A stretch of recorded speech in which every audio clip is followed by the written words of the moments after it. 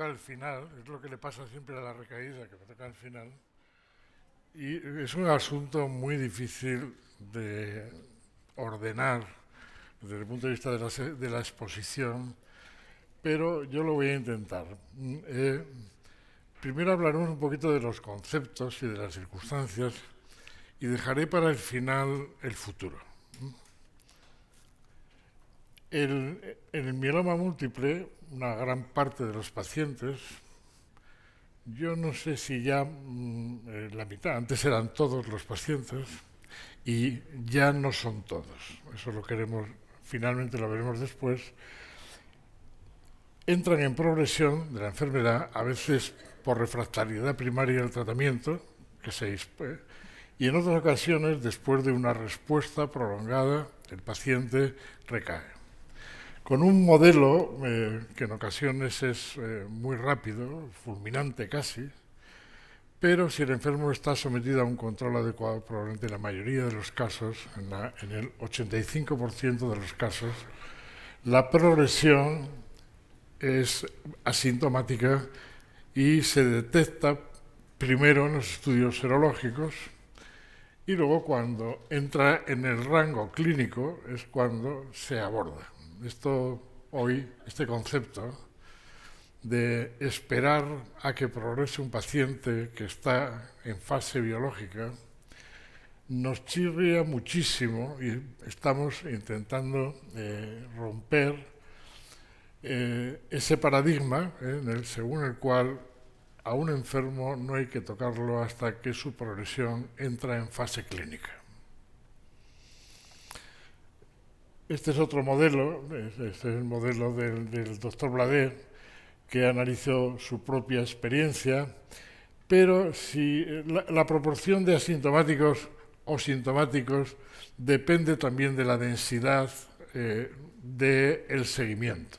Pacientes sometidos a un seguimiento que sea bimensual se puede predecir en la mayoría de los casos si los intervalos entre controles son mayores, entonces da la impresión de que hay más enfermos que debutan en formas sintomáticas.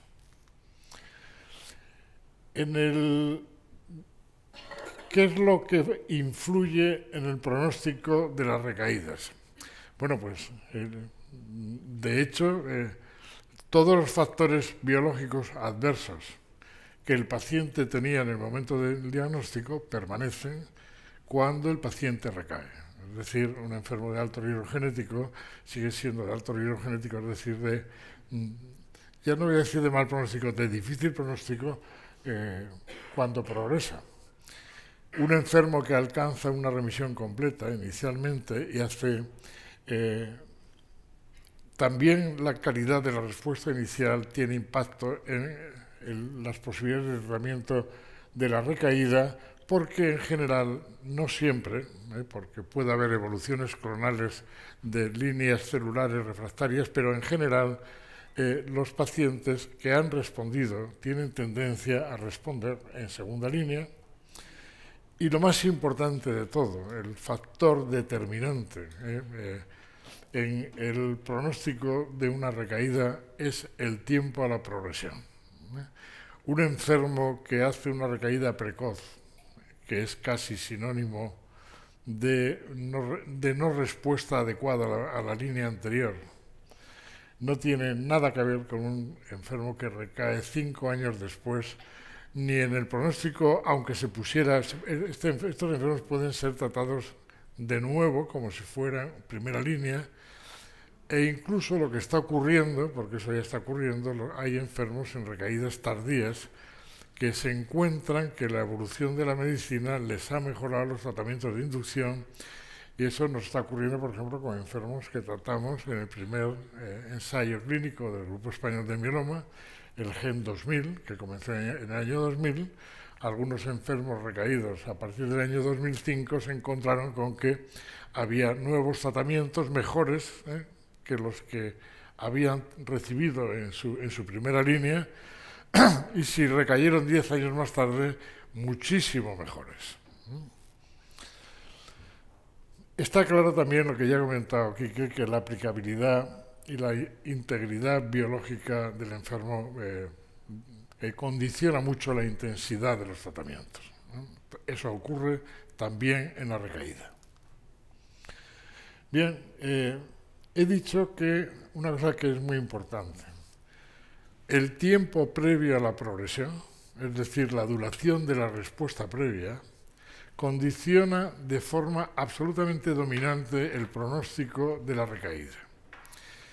Y digo esto porque, como sé que muchos de ustedes intentan profundizar en los originales de los artículos, este es un factor que no se ha tenido en cuenta en ninguno de los grandes estudios randomizados que hoy manejamos como paradigmas de la recaída.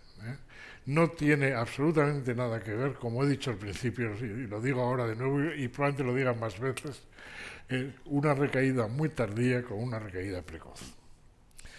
Este factor pronóstico, el tiempo previo, la duración de la respuesta previa, afecta a los trasplantes autologos, a los trasplantes alogénicos, a la quimioterapia convencional y también al efecto de cualquiera de las nuevas drogas, incluyendo bortezomib, lenalidomida, y la segunda generación de fármacos sufre la misma limitación o la misma ventaja.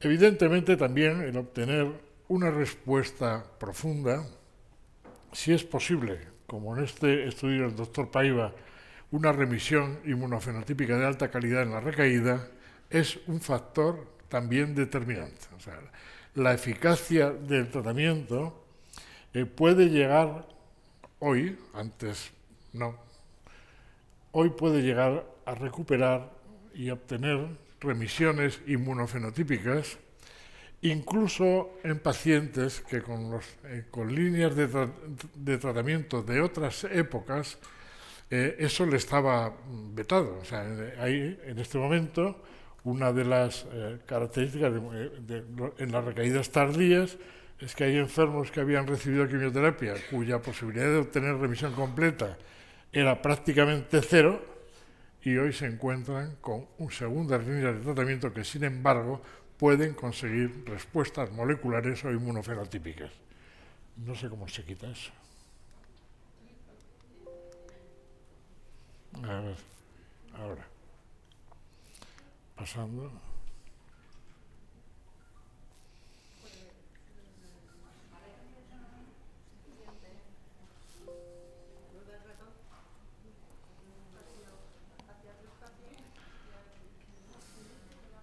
Yo no he sido. Tampoco.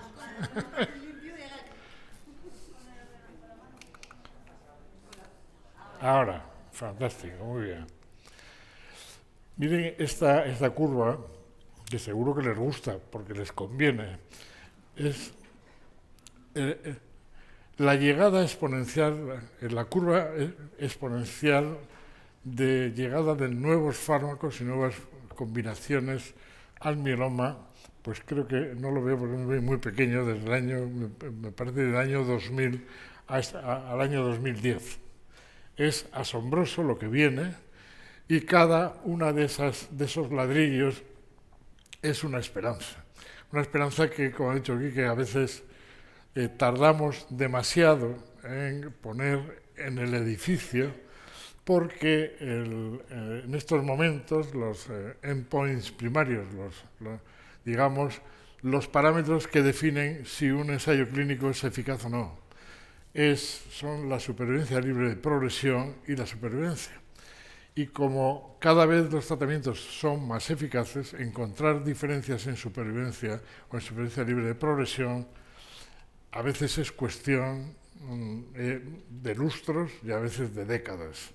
Es muy lento, y por eso lo que ha comentado aquí, que la búsqueda de respuestas interpretadas a través de la enfermedad mínima residual va a ser un avance, si lo conseguimos, muy importante. Ven también cómo en estas dos curvas los enfermos que recayeron entre el año 2001 y 2005, donde ya había bortezomib, vivieron menos que los enfermos que recayeron en el año 2006. y desde luego los que recayeron en el año 2010 viven más que los que recayeron en el año 2006. Quiero decir, la ganancia de las perspectivas de supervivencia libre de profesión y de supervivencia están mejorando. Y aquí tienen lo que pasa. El primero, esta es el despegue del año 2001 a 2006 y este es el despegue a partir del año 2006. Bueno, ¿qué es lo que había para tratar a los enfermos en progresión hasta hace muy poco? Vamos a llamarle los recursos terapéuticos antiguos y en los que ya había pues que incluyen los primeros fármacos de la primera generación de nuevos fármacos, que es talidomida, bortezomib, lenalidomida, quimioterapia y trasplantes.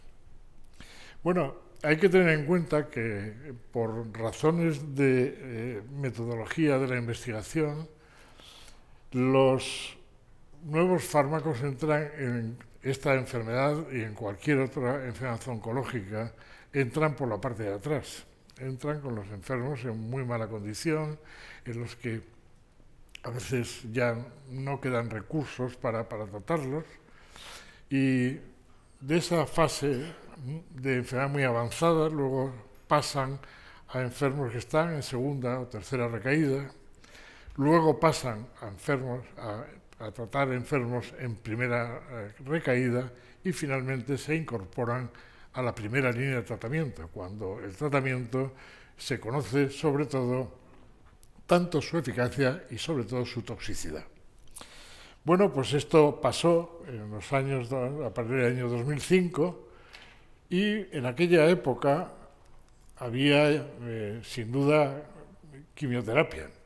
Y la quimioterapia es un tratamiento que en ciertos pacientes sigue siendo de gran interés.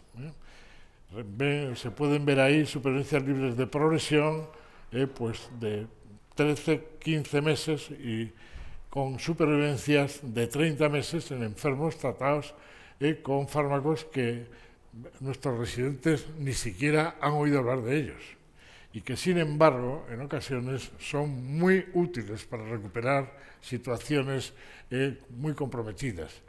Los esquemas como de CEP en progresiones agresivas tienen una potencia citorreductora muy rápida y muy potente. Es cierto que son muy tóxicos, pero si hay un trasplante esperando es el mejor camino para tratar a un paciente.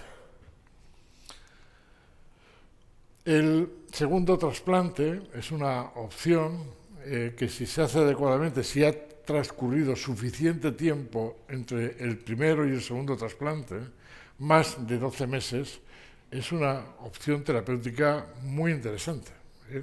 En general, no como primera línea de frontline de tratamiento del rescate, sino como después de un tratamiento previo de citorreducción.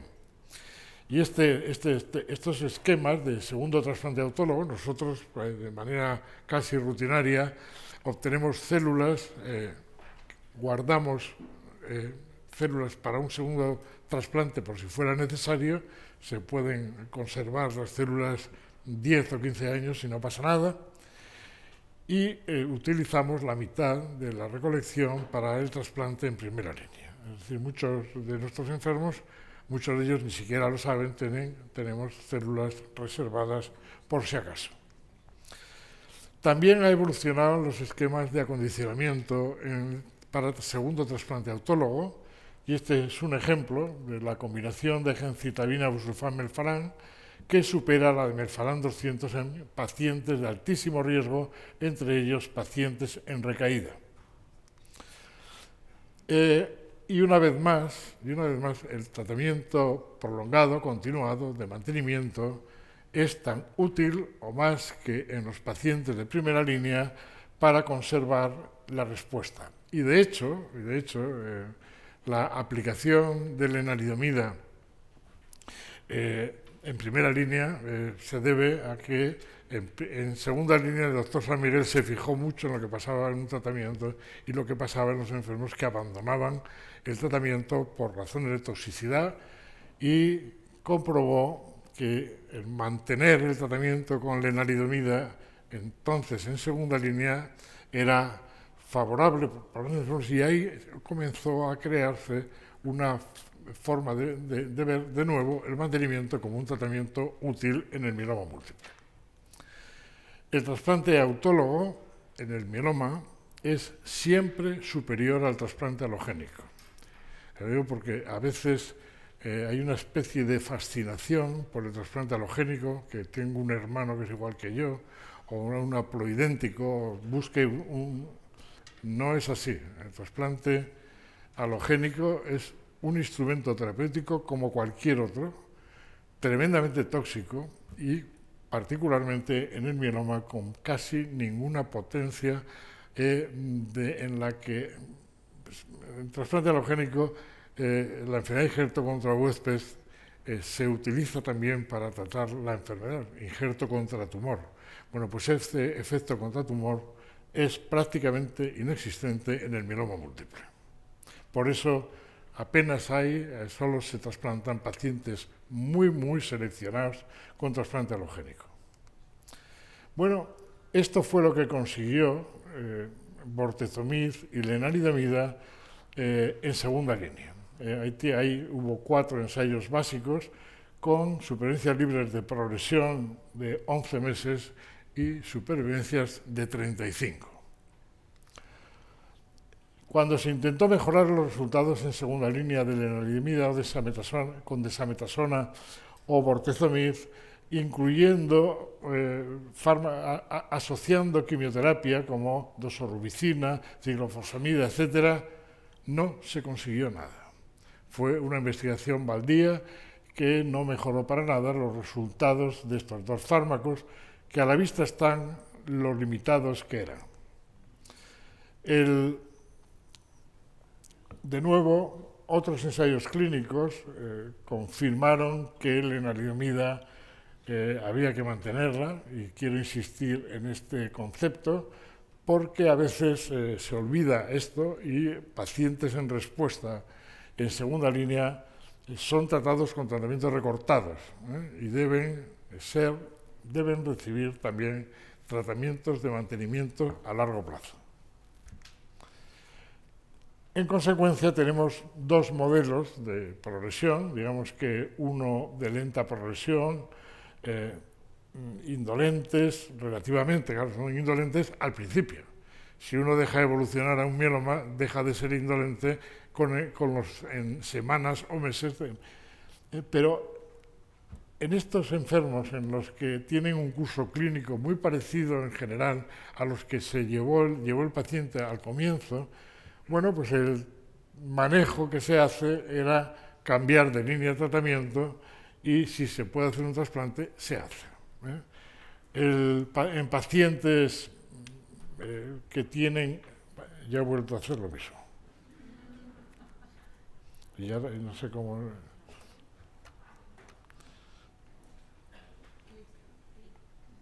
¿Qué tenía que hacer?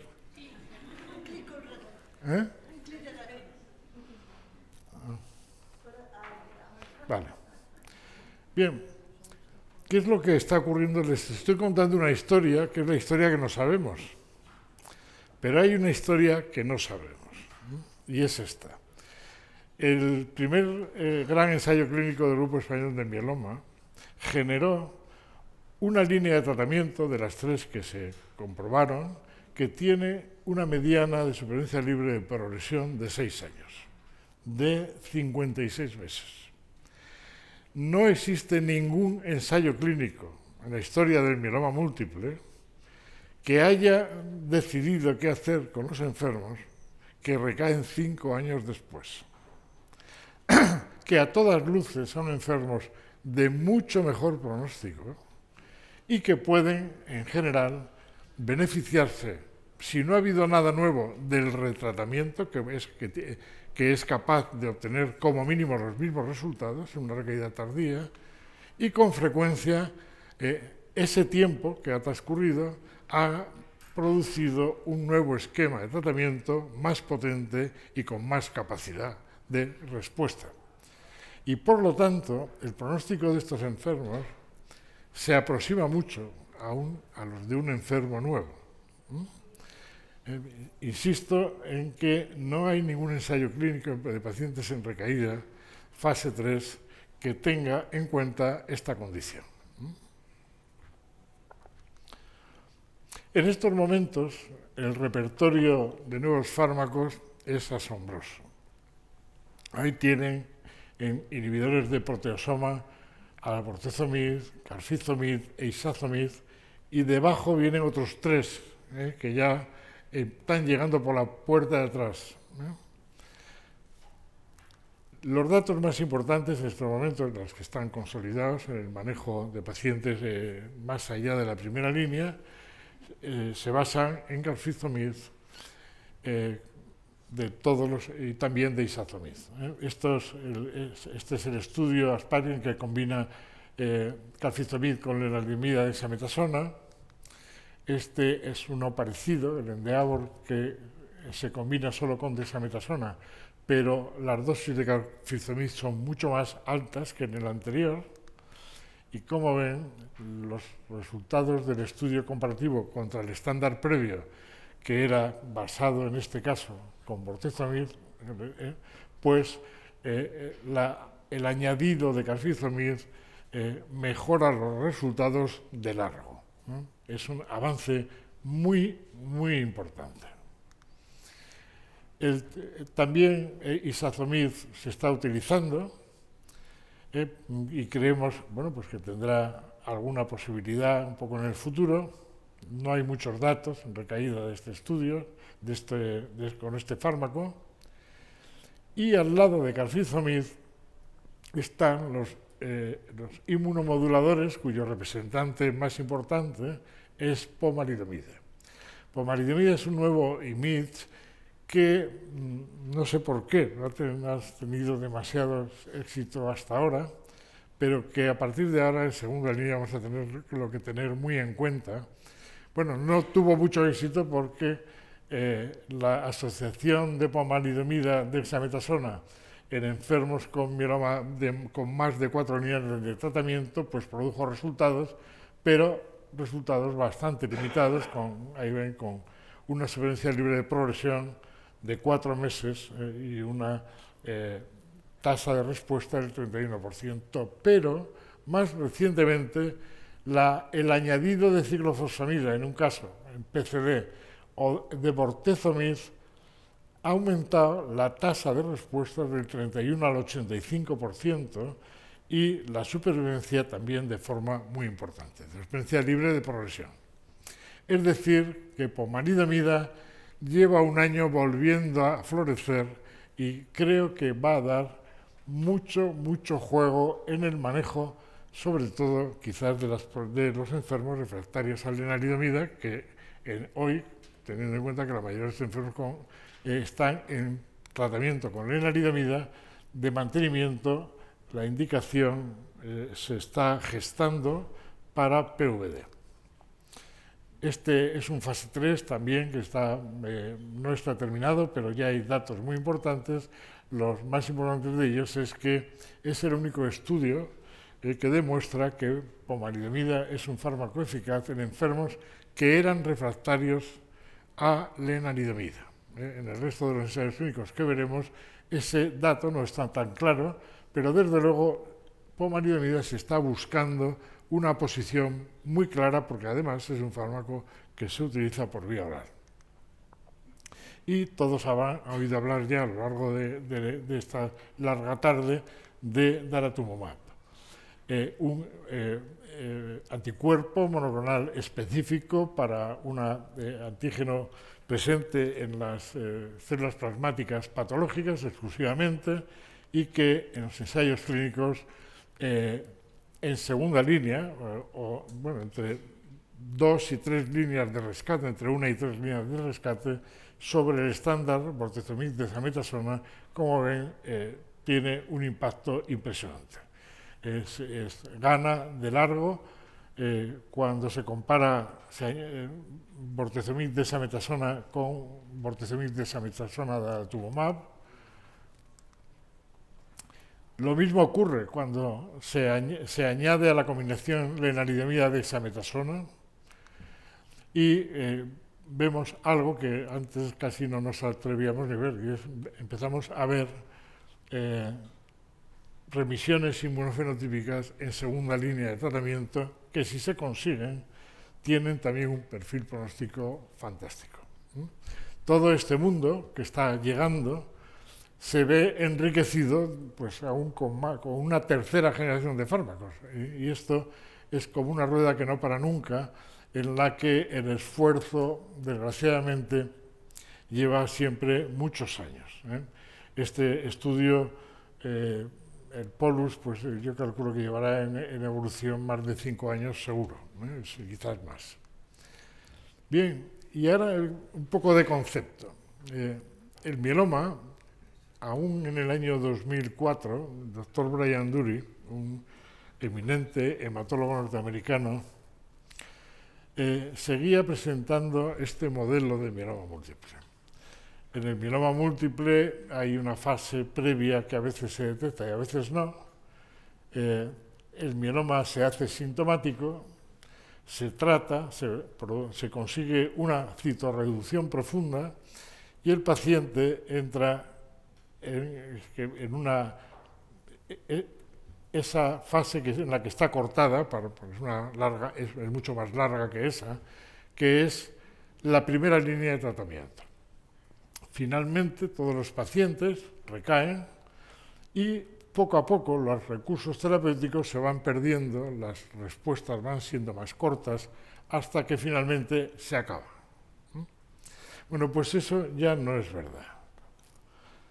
En el año 2011, fíjense lo que ha comentado el doctor Quique Ocio antes, los tiempos, el tiempo que necesitamos para ver el efecto de un tratamiento en el mieloma múltiple.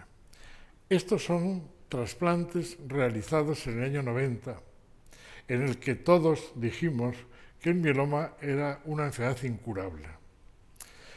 Pues no es incurable.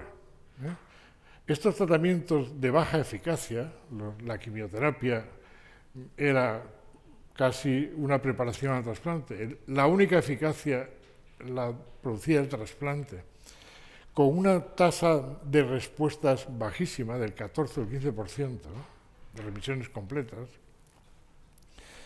Esta es la evolución de los enfermos que obtuvieron remisión completa en los años 90, después de 20 años de mieloma. No de 10, de 20. Y entre 10 y 20 años ninguno había recaído y la tasa de largos supervivientes libres de enfermedad fue del 38%. Es decir, que yo lo siento por mis colegas, pero yo creo que el mieloma se cura. Y este fue un análisis de todo el registro español de mieloma. Yo creo que cuando lo mandamos a hablar, lo aceptaron en 24 horas. Nadie había dado una perspectiva del mieloma tan prolongada. Este estudio, que es muy esperanzador, que dice que si obtienes remisión completa te puedes curar, el 38% de los enfermos se curan, son remisiones completas de las de entonces, que contenían muy poquitas casos con enfermedad residual negativa. Como demostramos en otro análisis que hicimos, la tasa de enfermedad mínima residual subyacente, cuando se consigue un 30% de remisiones completas, es muy baja, Pero ahora las tasas de remisiones completas se han duplicado o triplicado. Y sobre todo lo que se ha duplicado o triplicar es la calidad de la respuesta. El doctor Barrogy, al hilo de nuestro trabajo, publicó en el año 2014 la misma perspectiva que habíamos hecho nosotros antes. Un largo seguimiento de un tratamiento que sigue siendo un visionario y un precursor de muchas de pautas de tratamiento en el mieloma, él cuando no conseguíamos mejorar con la quimioterapia el pronóstico de los enfermos, y tuvo la primera experiencia con trasplante autólogo, siempre me pasa lo mismo, perdonad. No sé por qué, pero estaba convencido de que lo había hecho, pero... Y estaba si no tiene sonido, pero bueno, es igual. Bueno, él comenzó a hacer lo que él llamó Total Therapy, que es un tratamiento secuencial de alta intensidad con quimioterapia y doble trasplante, pues los primeros años de la década de los 90. Y cuando analizó lo que había ocurrido, no os equivoquéis, porque esta gráfica, eso son 25 años, no 25 meses.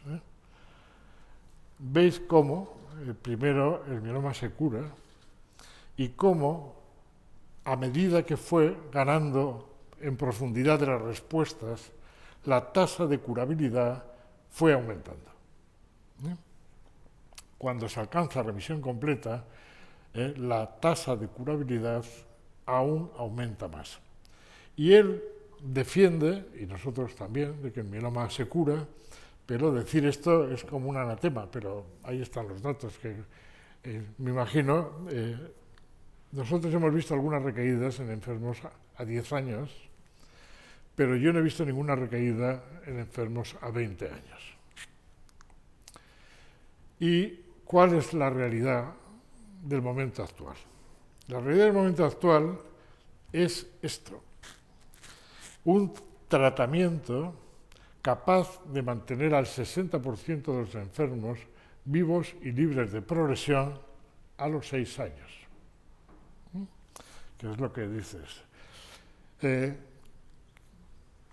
¿Qué pasará cuando estos enfermos, con una mediana, habrá algunos que caigan antes, otros que recaigan mucho más tarde, aunque si se fijan, aquí se está formando un pequeño plató que ya veremos en Navidad qué es lo que ha pasado. Este es el esquema VRD del que habla el doctor Ocio, pero y estos son los mejores resultados que se han obtenido en la historia del mieloma, modestia aparte por lo que me toca a mí por el Grupo Español de Mieloma. Pero estos enfermos que recaigan, no hay la más mínima duda que estas recaídas van a tener como mínimo el mismo pronóstico que cuando el enfermo se diagnosticó en general. Habrá siempre excepciones, pero a los 6 años el retratamiento como mínimo es capaz de producir resultados de gran calidad. Bueno, pues si además conseguimos remisiones inmunofenotípicas y hacemos que el riesgo genético desaparezca, cosa que hemos conseguido en el Gen 12 con VRD, el tratamiento que aún no nos dejan hacer, pero que hacemos, yo creo que el panorama del mieloma ha cambiado de manera radical. Y ya no es, como decía el doctor Brian Dury en el año 2004. Es así. Y estas respuestas iniciales y mucho más prolongadas, estoy seguro de que en muchas ocasiones se van a acompañar de la curación. Y no sería de extrañar que en algunas recaídas tardías también se curen las recaídas. Como me está mirando, ya me callo. Muchas gracias.